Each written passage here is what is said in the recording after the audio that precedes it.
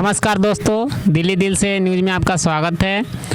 तो आज हम बात करने जा रहे हैं भीम आर्मी को लेकर, क्योंकि जंतर मंतर पे 21 जुलाई को जो भीम आर्मी की रैली हुई थी, काफ़ी भीड़ हुई थी। तो इसके बारे में हम बात करना चाहते हैं कि इतना लोग जो आए थे, पब्लिक इतना आई थी, क्या कुछ लोगों ने पैसे दे के बुलाया था, उसे कैसे बुलाया गया था जो काफ़ी इतनी भीड़ थी। सरकार से यही मांग है कि चंद्रशेखर आज़ाद को जो गोली लगी थी, वो उनके विश्लेषण में कुछ हम बात करना चाहते हैं। जो यहाँ पे मोहित सिंह हैं, तो उनसे इंट्रोडक्शन करवाना चाहता हूँ मैं, और उनसे कुछ विश्लेषण के रूप में आप बात करना चाहते हैं। तो सबसे पहले दिल्ली दिल से न्यूज़ में आपका स्वागत करते हैं। नमस्कार दर्शकों, आप सभी का और आपको भी नमस्कार।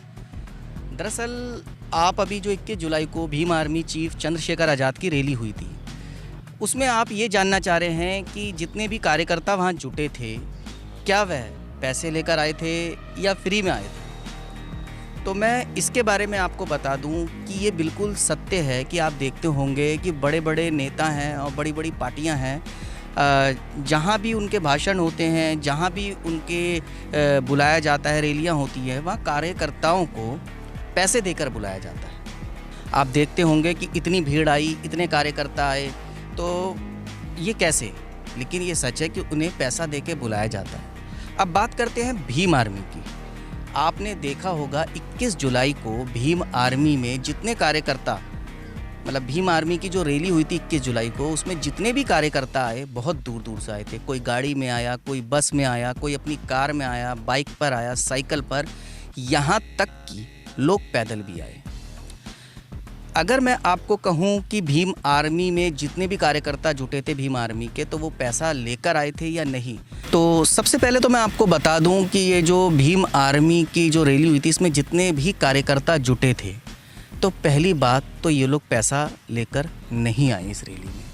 ये बिल्कुल सच है, ये मैं आपको बता दूँ। तो आपको कैसे पता है कि ये लोग पैसा लेके नहीं आए थे?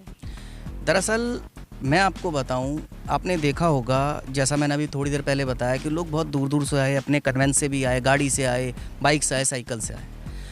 इन लोगों की जो मांग है वो अपने मुखिया के लिए है, यानी कि उनके जो भीम आर्मी के चीफ हैं उनके लिए है कि भाई उनकी सुरक्षा दी जाए, Z+ सिक्योरिटी दी जाए, क्योंकि उनको गोली लगी थी अभी उन पर हमला जो हुआ था।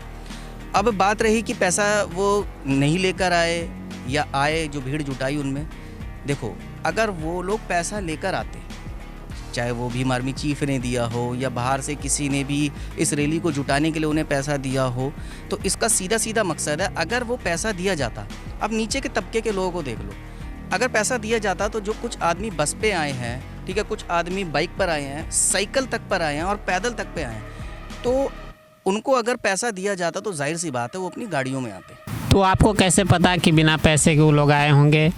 ये तो लगता है कि आप इतने उनके तरफ समर्थन ले रहे हो, उनके तरफ ले रहे हो, लग रहा है कि आप भी भीम आर्मी का समर्थक हो। दरअसल देखो, पहली बात तो मैं आपको बता दूं कि मैं समर्थक किसी का भी नहीं हूं, मैं समर्थक सच का हूं। और पैसे वाली बात है, मैं आपको बता ही रहा था और बता देना चाहता हूं कि अगर उनको पैसा दिया होता, ये भीड़ जो जुटाई थी, इस रैली में जो लोग आए थे, अगर उनको पैसा दिया होता तो कोई भी इंसान जो छोटे तबके का है वो साइकिल पे, बाइक पे या पैदल नहीं आता। आज उन लोगों की सिर्फ भीम आर्मी चीफ की सुरक्षा ही एक मांग नहीं है, बहुत सारी मांगे हैं और वो चाहते हैं कि हमारी मांगों को सरकार पूरा करा जाए। इसलिए सिर्फ पैसों की लालच में वो नहीं आए। अगर पैसों की लालच में आते, पैसे दिए जाते, तो वो लोग भी गाड़ियों में आते ना। तो उनकी भीम आर्मी की सरकार से क्या क्या मांगे? देखो, वो तो समय आने पर पता लगेगा, वो जो भी डिसाइड करेंगे आपस में, वक्त आने पर पता लगेगा।